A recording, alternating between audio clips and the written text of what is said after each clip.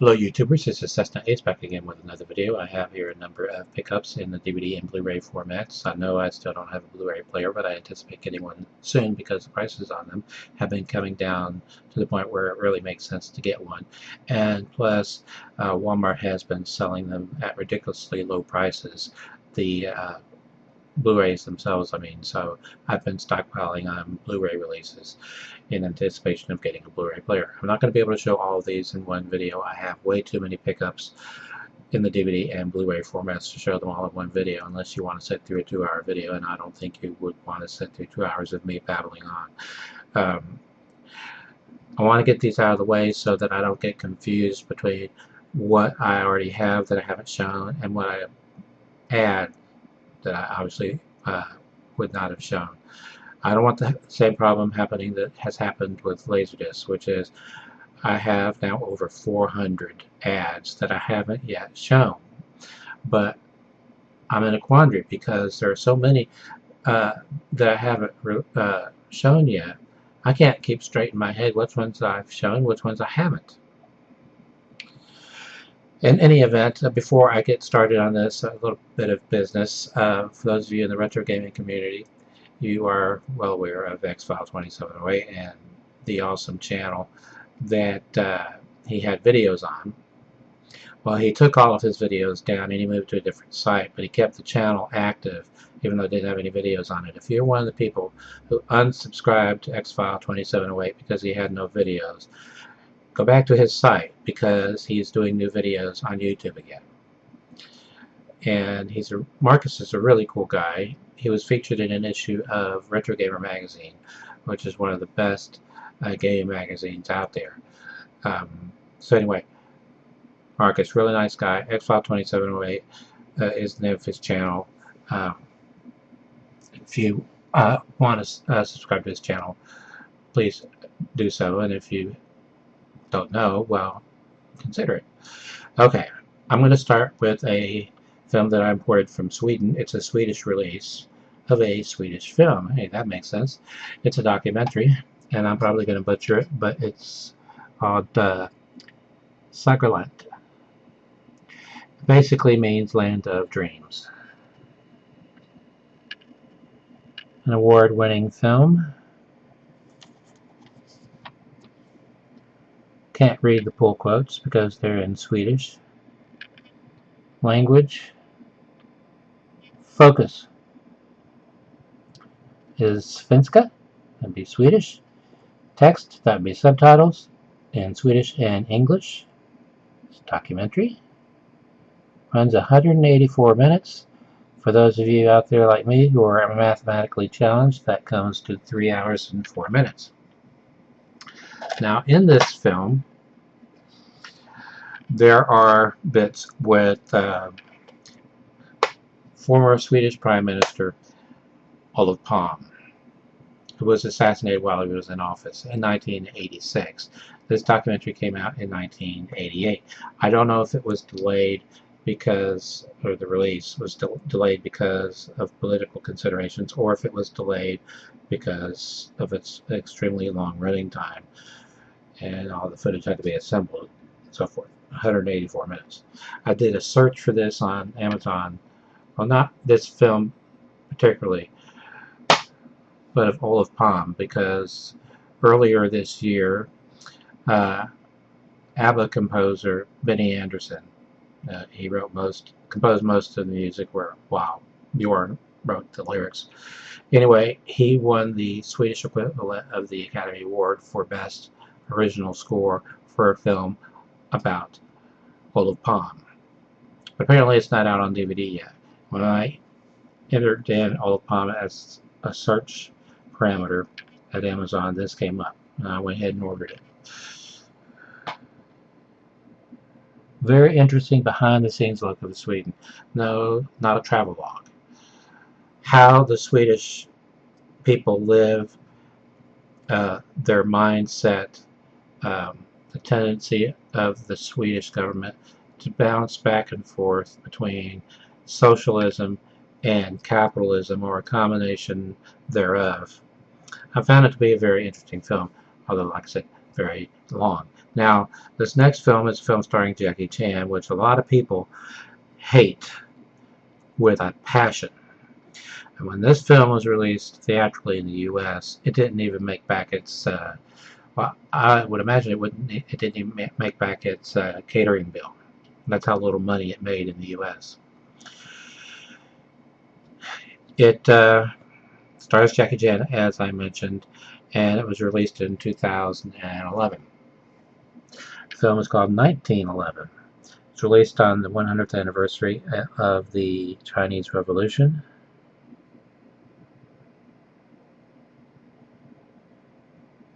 Okay, it's not going to focus. Focus! That trick didn't work. A patriotic epic. Well, it's patriotic if you're Chinese. Otherwise, far from it. A lot of extras. In fact, the extras run longer than the film.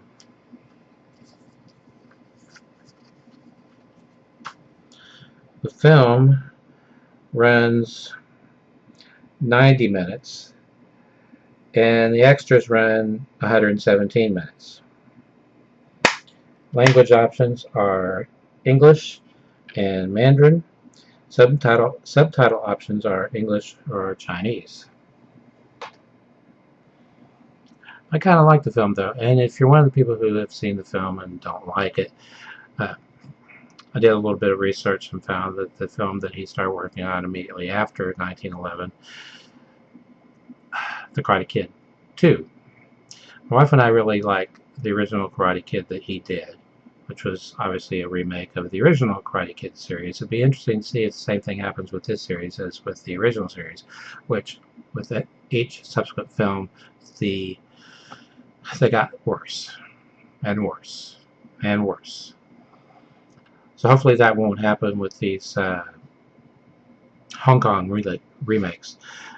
Okay, next up I have a film that director John Landis has referred to in his review at the YouTube channel and website Trailers from Hell, where they have famous directors and producers and screenwriters and so forth do reviews of movies. And the footage they use are taken from the theatrical trailers.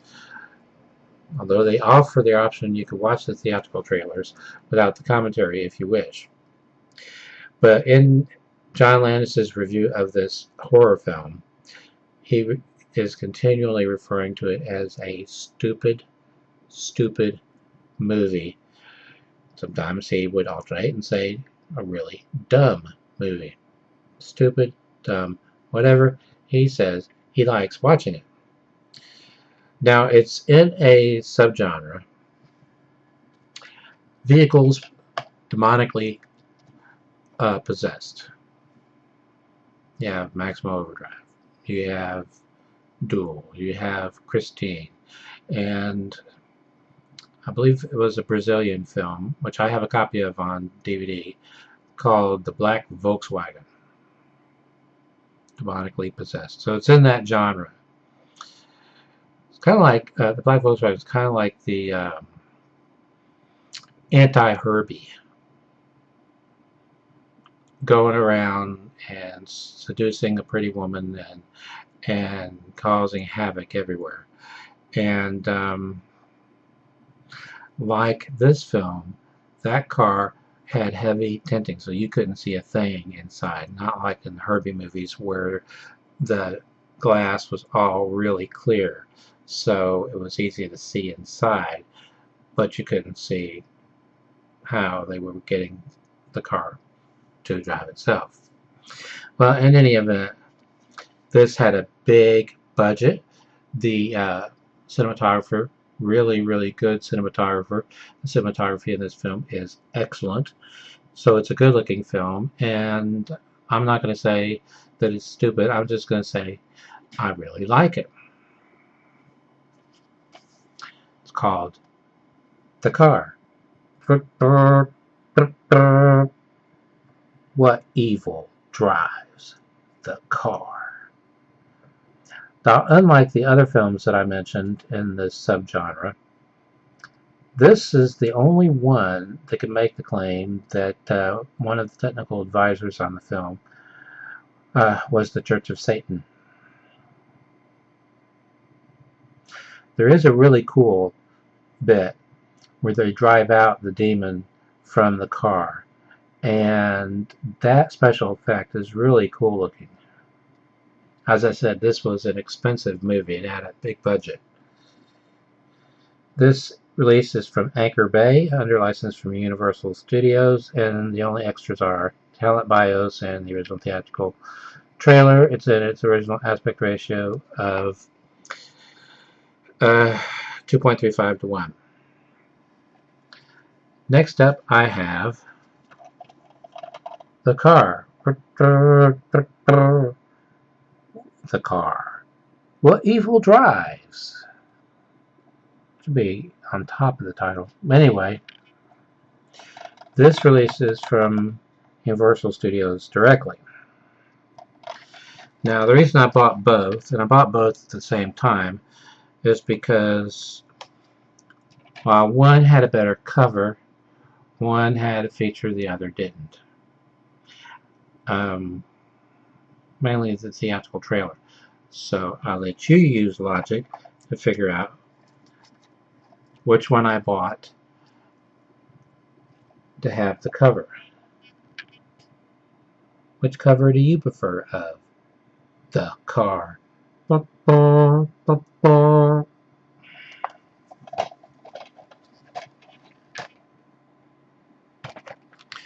Okay, this is Final Destination 5. I already have Final Destinations 1, 2, 3, and 4.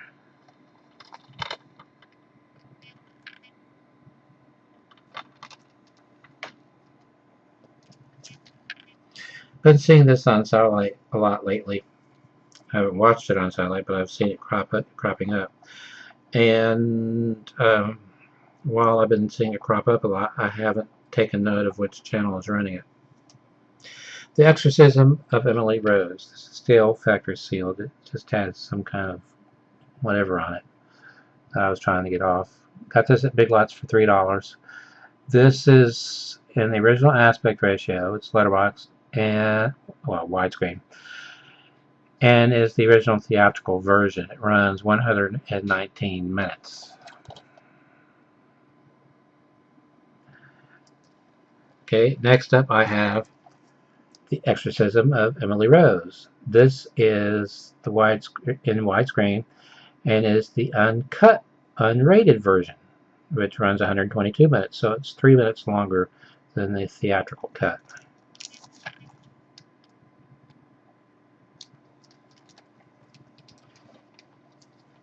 Based on a true story.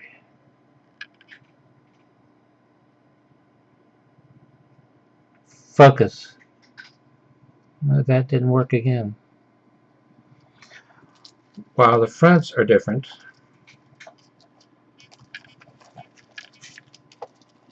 the rear of the cases are very similar. Some minor changes, but very similar. I prefer this cover, but I wanted the unrated version. So there's that.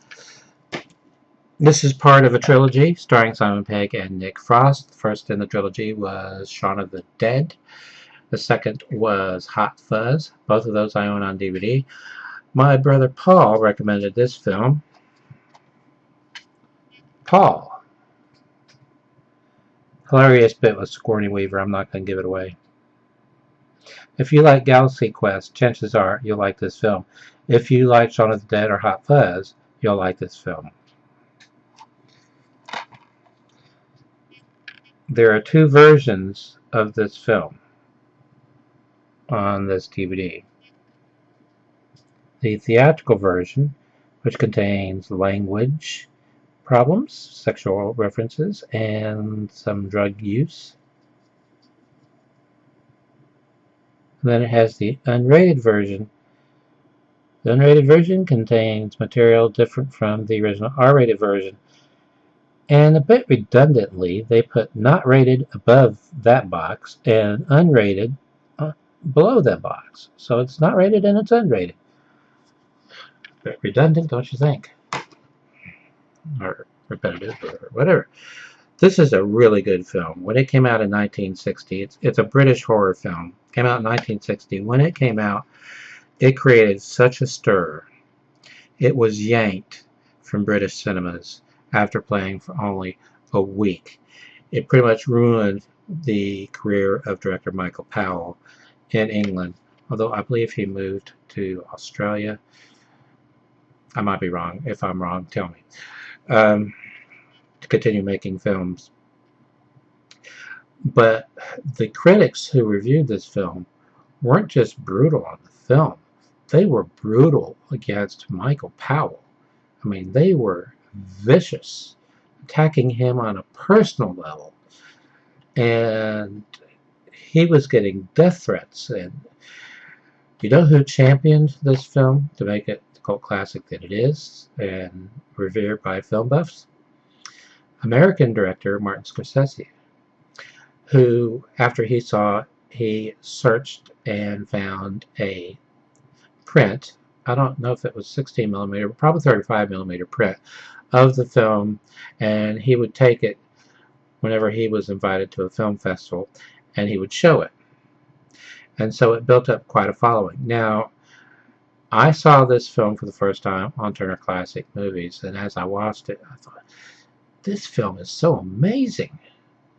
And then when they got to the part afterwards where the host was talking about the film and how it was received critically, it's like, what was wrong with these people? Anyway, the film is called Peeping Tom.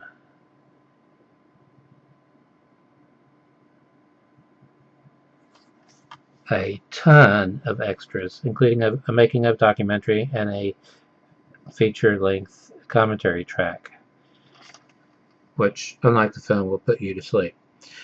Audio essay by renowned film theorist Laura Mulvey. The problem with her essay is that she drones on and on and on, and her inflection and her voice never changes no matter what she's talking about. She's always talking like this, and after a while it put me to sleep. But the film itself is really good, and since I got the DVD, I have watched it several times. So, highly recommend this film. This release is part of the Criterion Collection. It was also released as part of the Criterion Collection on Laserdisc. I just don't happen to have that release.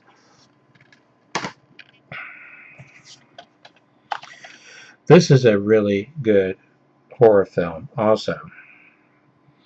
And it's the kind of horror film I prefer.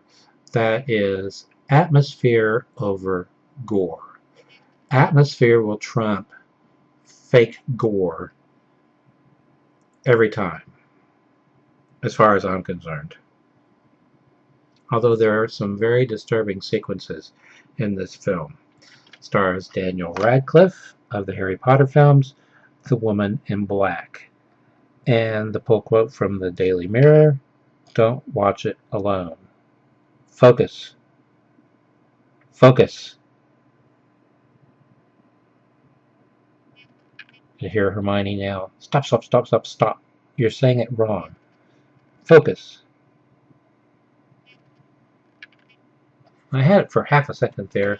Hermione, your spell only worked for a half a second. A lot of extras. Oh, co-produced by CBS Films, CBS Entertainment, the newly reconstituted Hammer Films, and Sony, an alliance. A lot of companies involved in making that film. This is a sequel to a theatrical film that Rankin and Bass produced in the 60s.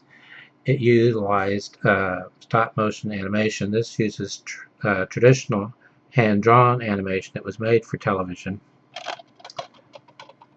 Mad Monsters. Strangely, most of the people who were killed in Mad Monster Party, or is it Mad Monster Party? Anyway,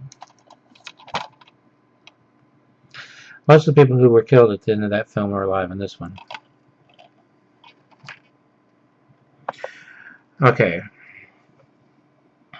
This series has significance for me. And, well, first of all, this is Emergency Season 1, the complete box set. The reason it has significance for me is because I have an uncle who's a retired fire chief. I have another uncle who's a retired paramedic. And I have a deceased uncle who was also a paramedic. This includes the original 2-hour pilot movie, which shows how the paramedic program got started. This is one of a trilogy of series from Jack Webb.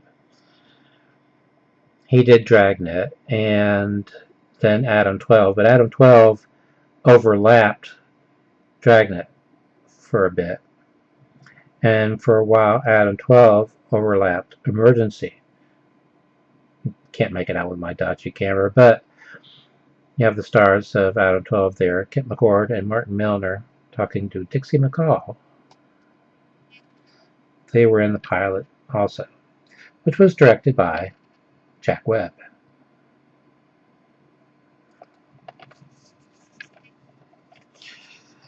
Now, when this was syndicated, back then there was a practice that when a television series was on network television and they were still producing new episodes and they were syndicating reruns, they would change the name of the series for the syndicated reruns until the show was no longer being produced, and then they would start syndicating it under its original title. The original syndicated title for this series was Emergency 1, O-N-E. This series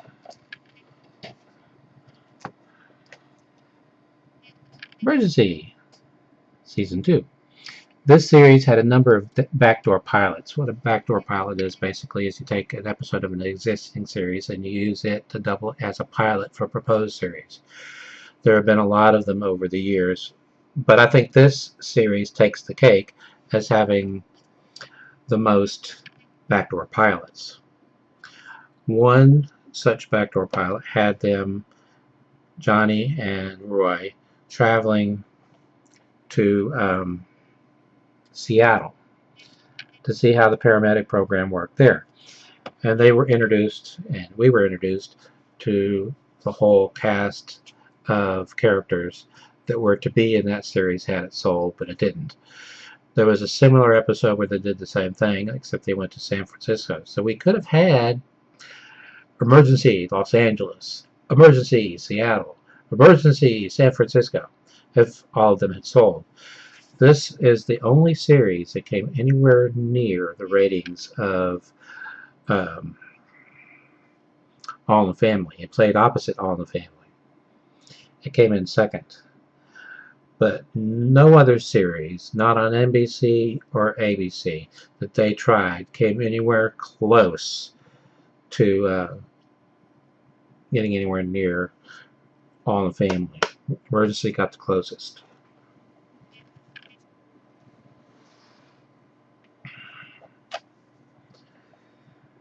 Emergency Season 3. Trivia. That truck was donated to Universal Studios by the maker of the truck, the company that made those trucks. After Emergency was canceled, Universal Studios donated the truck as well as Squad 51 to the Los Angeles Fire Department, which is pretty cool.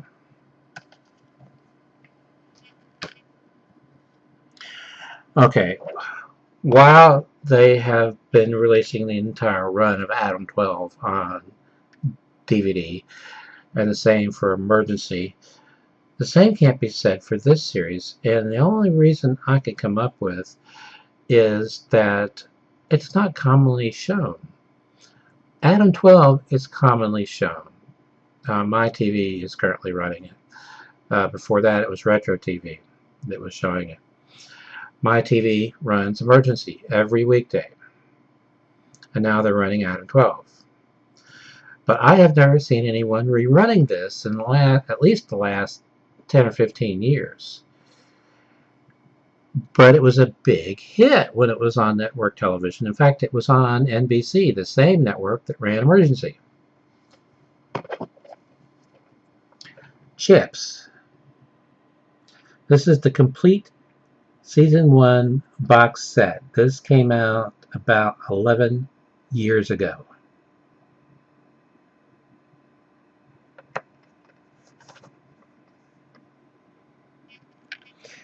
Interestingly, Larry Wilcox and Eric Estrada did most of their own stunts. They did ride quite a bit, although they did occasionally use a trick where they pulled behind the camera truck or camera vehicle a trailer that had the motorcycle setting way down low, so it looked like they were just barely off the road.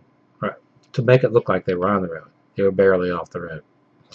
And they used that when they needed to talk back and forth, and I don't know that that would work. I don't think you could make yourself heard over two motorcycles that are riding side by side.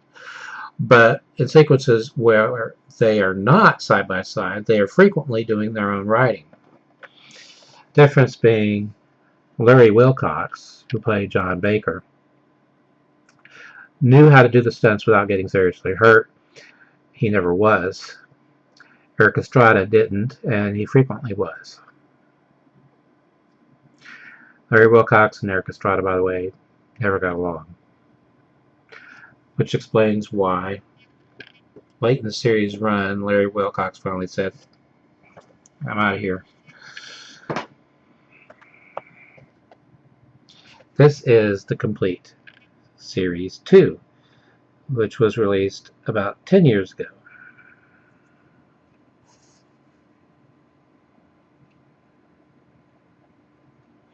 Now, something I noticed watching this is that they lifted a lot of footage from Emergency.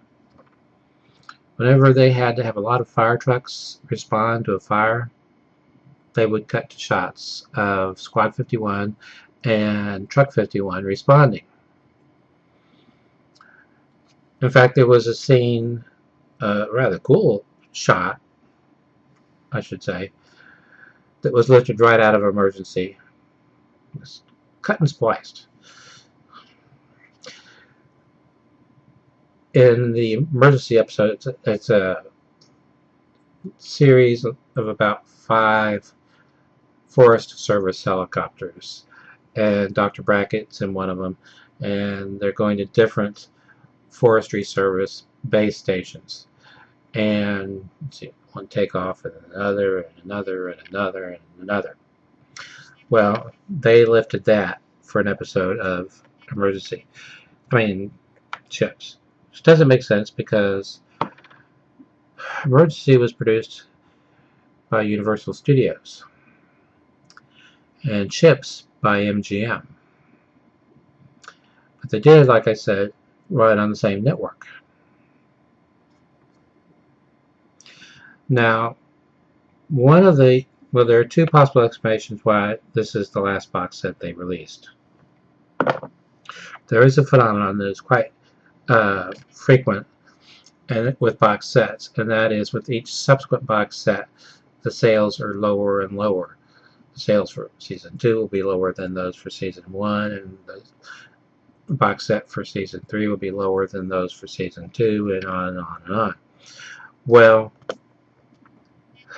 the number crunchers figured, well, they couldn't make Season 3 work as a release because in addition to that, the opening episode of Season 3 was a made-for-TV movie that had a huge guest cast of major celebrities, and it featured a lot of popular music of the time.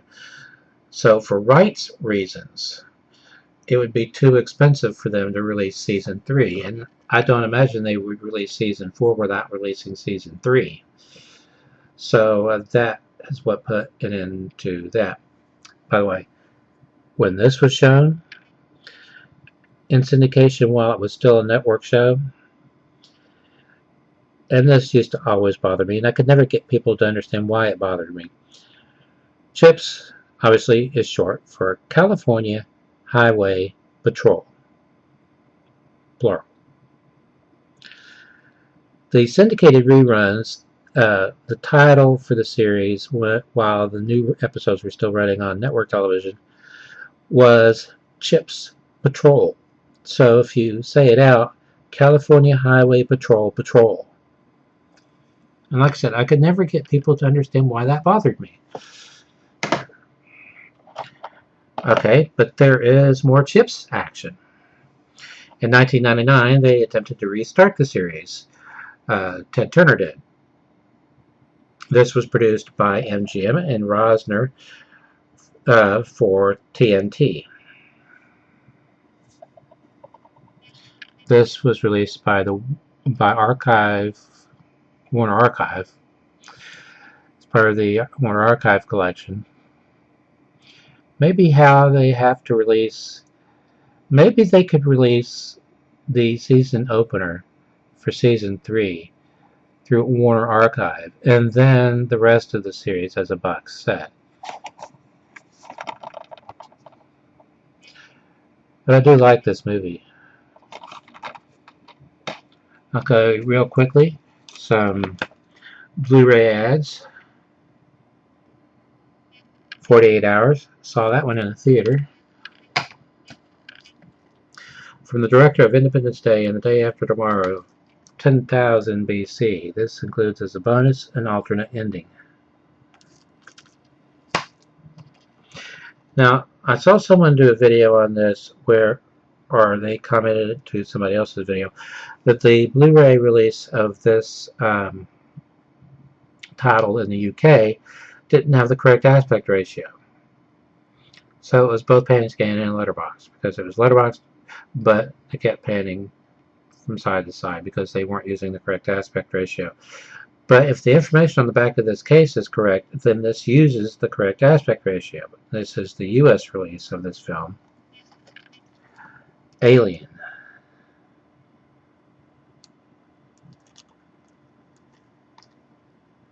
A lot of extras. Focus. Focus. Hocus Pocus, Focus. It seems to be as close as I can get in it being focus. And a movie that my wife and I both really like. We have it on just about every format we have. We are the Three Amigos.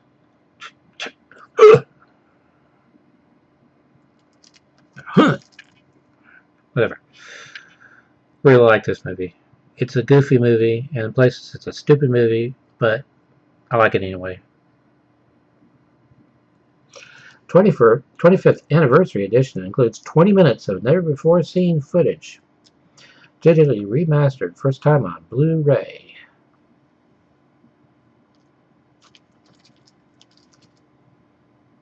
Three Amigos. Until next time, stay awesome.